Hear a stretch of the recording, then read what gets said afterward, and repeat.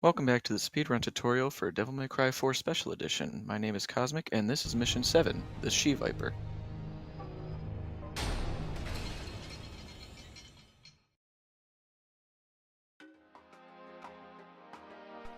In all categories for this game, Mission 7 is extremely important. Not only do you have to fight a lot of enemies, you also have to perform one of the most dangerous skips in the run.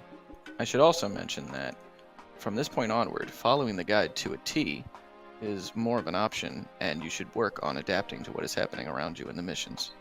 Before you start the mission, get Trigger Heart for Yamato, 3 purple orbs, and Cell Split for Red Queen if you feel that your skip inputs are inconsistent.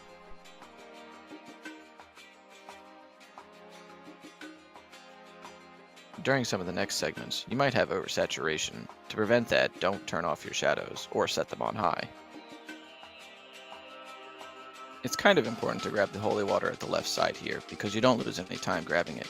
If you forget to do it, you can do it later on Mission 8 and Mission 14. Be sure to not use Streak to slide off this platform so you can maintain your speed bonus to get into the church. Right now we're coming to a very important part of the game, where we'll get introduced to the Chimeras and the infamous triple skip. Let's start with the Chimeras. They don't really pose any danger at first glance, but once they attach themselves to scarecrows or assaults, the situation drastically changes. Upon latching on, they restore some HP to the target, but also make it less resistant to attacks, and lowering the total HP of the target by roughly 30%. If the HP restore effect would be the biggest problem, I would probably stop the explanation. But latched chimeras can attack on their own without restricting the movement or attacks their victim. Both of these problems are easily solvable. Kill the chimeras before they find a target. Buster and Charge Shot 3 are the perfect tools for this task. Now then, we can get back to the actual run and learn a cycle that you can perform. It's not the hardest cycle in the world, but if there's a way to go faster, I can't see a reason not to do that. First thing to do in this fight is to release Charge Shot 3, but if you do it straight at the start, you might target either the left or the right scarecrow. Both are extremely close to you, and both are easily killed by any air cycle. We want to shoot the furthest scarecrow, and to set up that shot, sprint towards the center of the room, and only then release Charge Shot 3. Cancel the animation with Devil Trigger.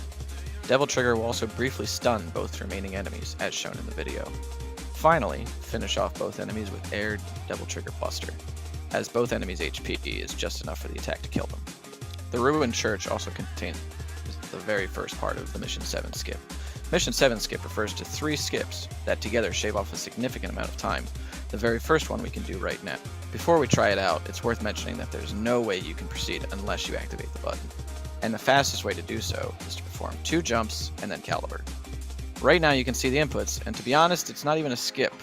Mostly a shortcut. But whatever, this drunk Russian told me to say these words or he will remove my runs from the leaderboard. Please help me. I think I heard something that's not on the script. Probably just a wind. Pay attention to the timings of the skip so you are able to perform it consistently. The second part of Mission 7 skip requires you to perform a side jump, and then use caliber to cross the distance between you and the door. Not the hardest thing in the world to do, but you can make it easier. One of the ways to make this skip a little bit easier is to make sure you air hike in a straight line, and then perform caliber as soon as possible.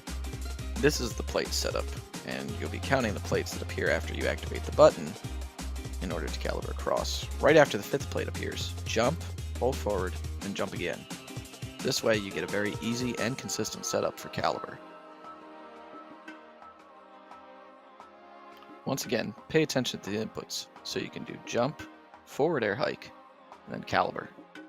There's more setups for this skip, but I'll leave them for you to discover. The last part of this Mission 7 skip is probably the hardest.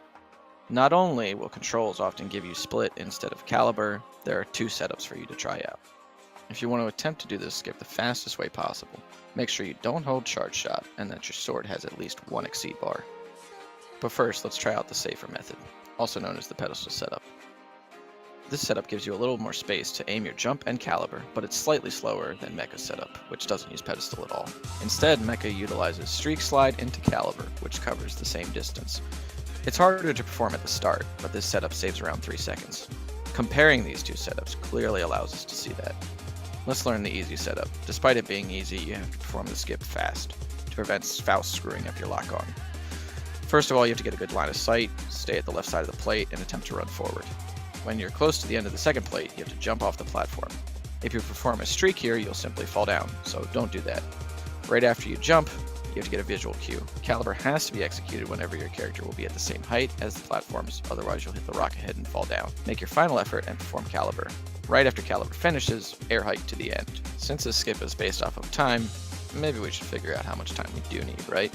Since we already know that doing the Caliber input too fast will lead you to a fall, here's a clue of how much time we have to perform the inputs. Right after you step onto the second plate, 2 Fausts will spawn.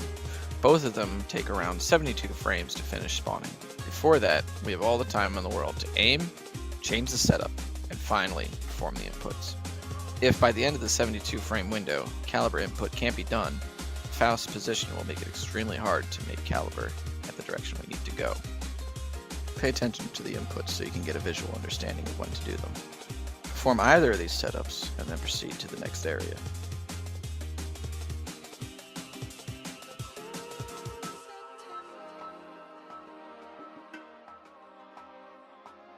This next room is very big.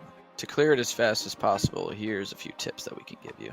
As mentioned earlier, it makes no sense to use Charge Shot 3 against the weaker enemies. Mix killing both of the enemy types to spawn the next wave of enemies sooner. Utilize Caliber and Streak as better movement options.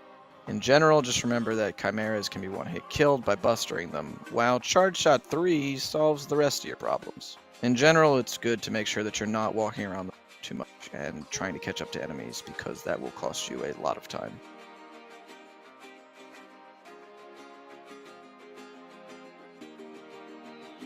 In the next room is the last gyro blade in the game, thankfully. This one is very random due to the presence of enemies in this room, and gyros in general are targeting enemies. So you pretty much just have to pray that you'll get 2 or 3 rolls in order to hit it through the barrier here. Once you do, you can just proceed into the next room. In this next area, there's a short chase section, and then some more movement following up to the boss fight.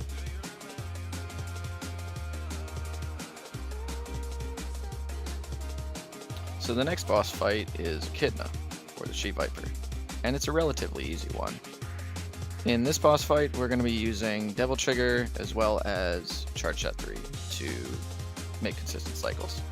But before we get into all the theory behind that, let's look at the boss fight itself to see how it can play out and how we need to adapt to the situations that arise in the fight.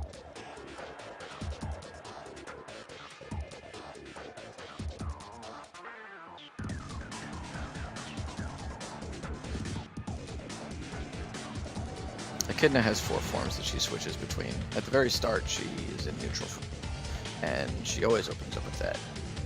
There's the spider form that's next, and in this form she prefers to spawn chimeras instead of attacking, but she can retaliate after taking damage. Third is flower form. She attacks extremely often in this form. The 4th form is dragon, where she'll try to ram you down and she'll track your movement. After ramming, she has a high chance to go back to the neutral stance here. Echidna also shares 2 attacks between all of her stances, which are the Hair Whip and the Tail Whip. However, most of the fights that you'll do will never go past the spider, and Charge Shot 3 is going to help you accomplish that. So let's take a look at the cycle to make this consistent for you. At the start, you start very far away from Echidna, so you have to close the distance with Streak and Caliber. Before you do that, release Charge Shot 3. If you get a bad pattern here, don't panic, and just shoot Charge Shot 3 the moment Echidna gets an opening, so you can return her back to the neutral stance. After that, Echidna goes into her spider stance, and you have to perform a tricky jump so that you're on top as soon as she lands. After that, you have plenty of time to kill her. Charge Shot 3, cancel the animation with Devil Trigger, and keep hitting her. But you should prioritize Charge Shot 3 over the other hits, because Charge Shot 3 deals a lot more damage. And speaking of the jump from earlier, it's the trickiest part of the cycle for sure. Fortunately, there is a visual cue to get it consistent. Just jump right after her tail touches the ground, right there. If you fail to jump, you're going to lose a lot of time. Before we end this part of the tutorial, I do want to show you how consistent this cycle is. Here's 4 different videos that utilize the same cycle. And despite a couple of the videos getting pretty bad patterns, Echidna dies around the same time. With the exception of the video on the bottom right that dies a few seconds after all the other videos. But this will show you that regardless of the pattern you get, you don't really need to panic about losing a ton of time. Just stick to the cycle and perform your inputs properly, and the Echidna will die with relative ease.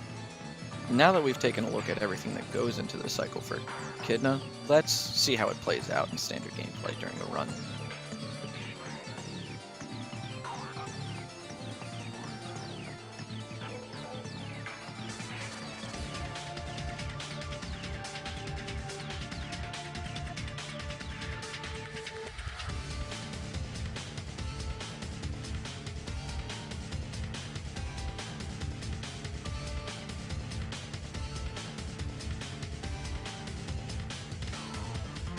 Finally, skip the dialogue, activate the fruit, and end mission 7.